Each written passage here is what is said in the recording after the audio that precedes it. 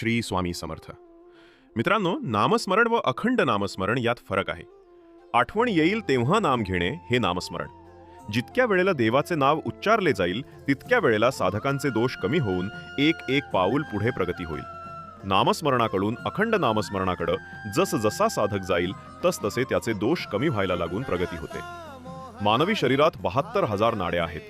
या नाड्या शुद्ध व्हायला वेळ लागतो. त्यात इडा व पिंगला ह्या मुख्य नाड्या आहेत. ह्या शुद्ध होत गेल्या की आध्यात्मिक अनुभव येऊ लागतात. अखंड नामस्मरणाने मानवाची आध्यात्मिक उन्नती होत जाते. भविष्यात होणाऱ्या घटना कळायला लागतात. अखंड नामस्मरण म्हणजे जणू अमृतकुंभजवळ बाळगण्यासारखे आहे. ज्याच्या हृदयात अखंड नामस्मरण चालू असते त्यांच्या हृदयात गुरूंचा वास असतो. त्याला कळी काळाचीही भीती राहत नाही. म्हणून प्रथमपासून मनात नामस्मरणाची सवय असावी व हळूहळू अखंड नामस्मरणाकडे प्रगती करावी. श्री स्वामी समर्थ. तुमच्या सर्व चांगल्या इच्छा पूर्ण व्हाव्यात ही स्वामीचरणी प्रार्थना.